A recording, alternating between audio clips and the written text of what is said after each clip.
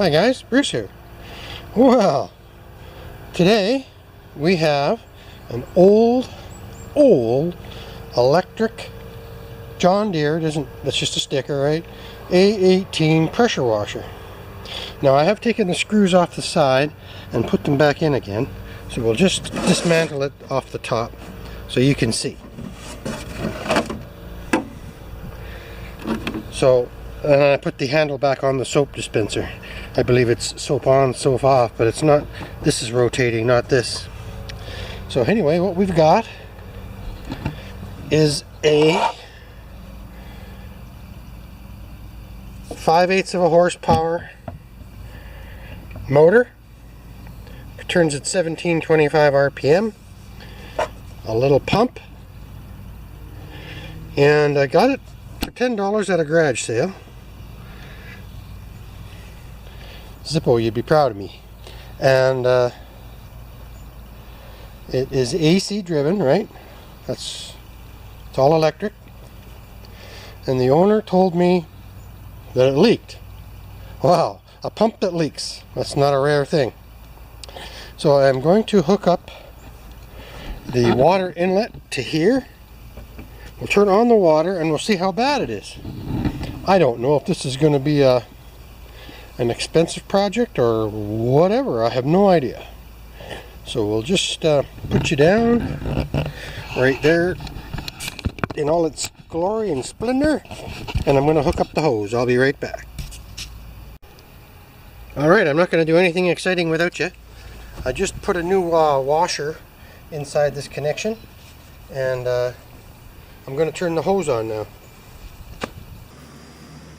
I heard something hissing, but nothing's leaking. So now if I squeeze the handle on this guy, it should squirt out the end. And it does. For a minute.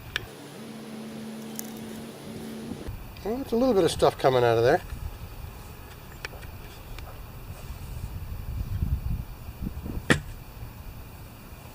Well, I'm going to go get an extension cord and we're going to plug this bad boy in. Maybe we'll get somebody else to plug it in. I'm impressed that it's not leaking all over the place. So, if something bad happens, duck. One, two, three.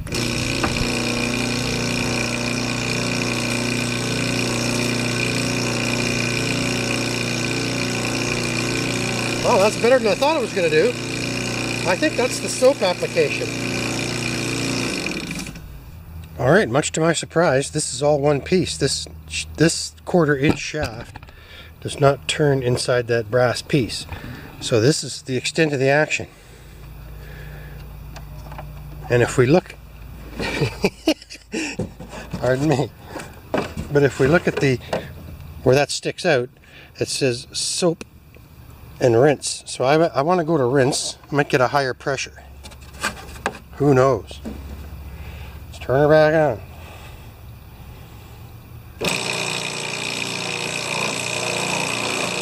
There we go.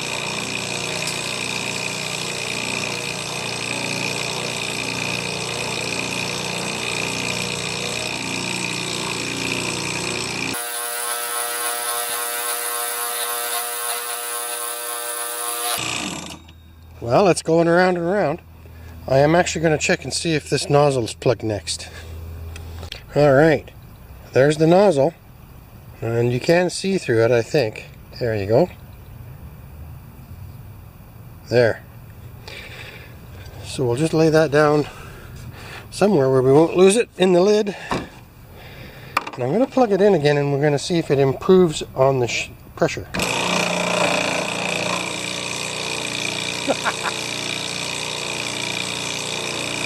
Well, I think it's just running on the hose pressure.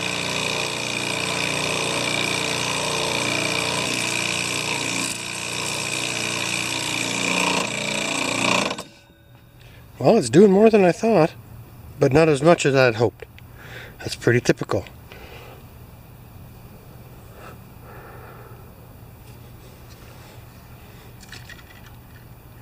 I'll just have another look. It does look like it's leaking at the output of the, or around the seal here somewhere.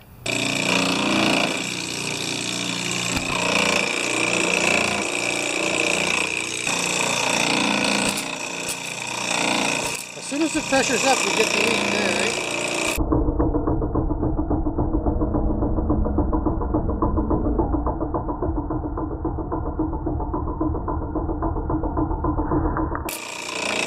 That just might be a seal. Don't forget, this thing goes. It does have some pressure, right? But as soon as it starts to squirt, it has some pressure. Okay, tubes, you gotta see this. I know some of you don't like it when I call you tubes, but that's just what I call the camera. Okay, so the water from the hose comes in here. I thought I'd just have a look inside here. I thought it'd be just a manifold or something. The water coming out down here, right there. So I thought it would just be an in and out kind of a thing. But this thing, it fills on this little plastic baffle, and then the water comes up to here, right? And then this shuts the water on and off coming in. And the drain, well, the pump just sucks water from this little dish. So this would be a nice machine if you were out on a farm or in a rural area and you didn't have pressurized water. You could just use this. It sucks its own water. It doesn't need 30 pounds water pressure or whatever you get from the city, right? Kind of cool. I just thought I'd show you that. Alright guys, I have just decided to dismantle this now, and I took the hose off, no problem at all. 3/4, or that was a 7/16 nut, probably a 1/4 inch pipe on that, just on the hose over here. Right there.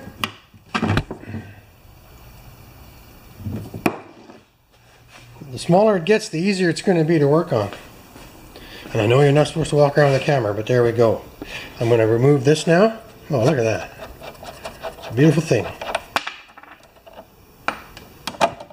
Just going to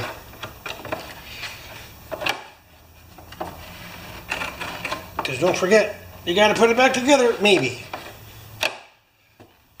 I don't know whether to take the motor out and undo the bottom bolt down here and bring it out as one unit. I think I will.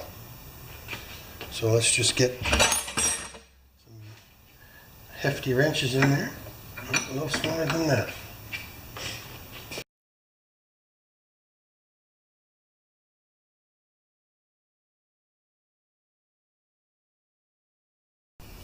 Alright guys, I got the 4 bolts off the bottom. Just like, and I knew it would be tough, so I just turned the camera off. And now we're going to move the pump over to the desk, or to the bench, I mean, and we'll be able to remove the pump from the motor and see if we can fix the pump. It's always interesting when you've never worked on something before. Have a look. Oh man, that's heavy.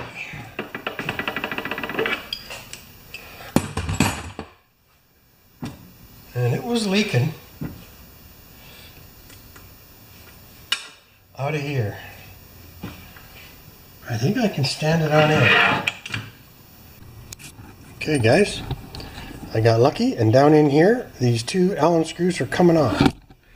So let's just see if we can get that pump off. I don't, you know, I'm still, what is it, the old saying, I'm from Missouri, show me, the show me state. Oh. Well, does that ever make my life easier now that I don't have to have it on the motor anymore? Okay, motor. I'll turn you back on again.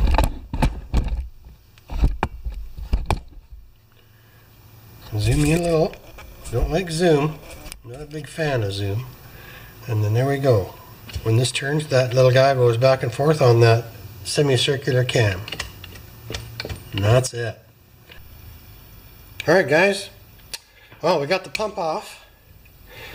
This is the inlet and this is the outlet.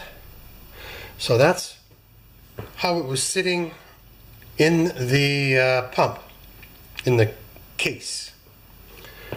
And usually pumps fill from the bottom and empty from the top so that they prime themselves as they go. But look at right here. You can see, I don't know how goodly you can see, goodly. but we're going to zoom in on this baby. I don't like using zoom. Okay. Can you see right there?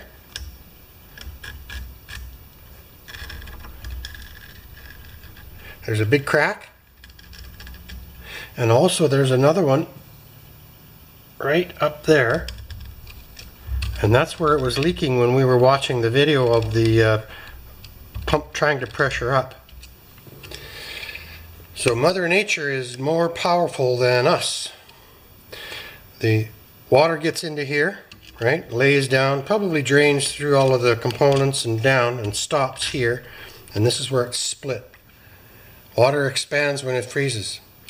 And that is just the way it is, man. So there it is. Pump, no good. I was worried about that when I got it, but you know, the water storage where the float is and the hose hooks up, that wasn't cracked, but it might be lined with something.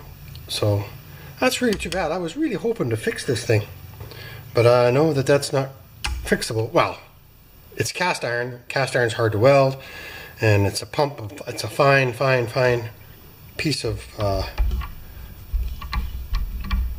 casting. Like, it's really a fine tolerances.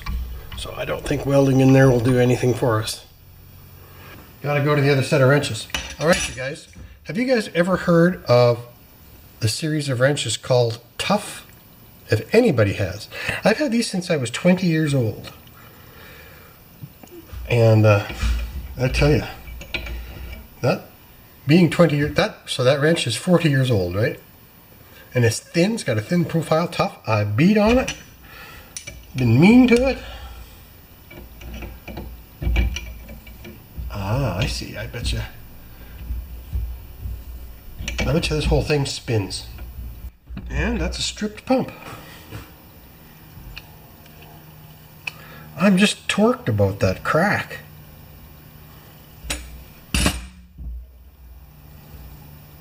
Oh well. So the prize on this parts recovery is the motor, because it has a switch on it. See that? So I'll just hold it down. Isn't that nice? I'm sure I'm going to find a use for that. It's even got a nice reset button there. That is a quality motor. I wonder if there's a date on it. Okay, you young guys, listen up. This is the end of the frozen cracked pump video. But there's still value, right? Now, I got 25 to 30 feet. I didn't quite measure it. High pressure hose. I can use that for air or water. I got a 5/8 horsepower motor, right? With a switch on the motor, which is really, really nice. I think I'm going to make a polisher out of that. Because as you know, I like to polish things. Lots of good brass fittings. Strange one too. A little manifold. 2 high pressure hoses. And 5/16 bolts, but they're not graded. Now, if they have little marks on them, like if they have 3 marks, that's a grade 5 bolt. I got some real nice brass fittings, right, for smaller brass fine thread fittings. And these are cool. They hold pressure no matter. Whoops, these are cool. They hold pressure no matter what. I got some bolts. Now they were rusty, so I ran them over the grinder, and every one of them thread in. And then I got these 3 star washers and some miscellaneous washers, and they've all been on the grinder. But for you young guys, if you can, get a grinder with a wire wheel. And yes, wear safety glasses absolutely every time you use one of these, because these little wires can shoot out and get in your eye, right? So anyway, end of pump video. Not always a success, but still a success. I kind of suspected it might have been frozen. So, but I still got some good loot. Okay, tubes, thanks a lot. Over and out. Okay, what a jumbled mess this video is going to be. So anyway, with the $10 that I got the frozen, cracked John Deere A18 pump on, I got a contour checker, and all these, what this does is that, let's say you wanted to build a piece of wood or something to go around this particular shape, you push it down and then you can trace that onto the wood or paper or whatever you've got. So I got that, and I got a new, what do you call these, I would call it a bench stone tool. My old one was worn right out. So, and I've got a lot of grinders. Probably got, let's see, 1, 2, 3 bench grinders anyway. For you young guys, is what a shop is all about. Getting stuff while you can. Garage sales, equipment sales, like, you know, there's a sale in a flyer. I built that welding bench. Stuff given to me that came from my father-in-law, who's now not with us. A lot of the tools up there came from other people too, and used sales, and anything I could find. So there you go, guys.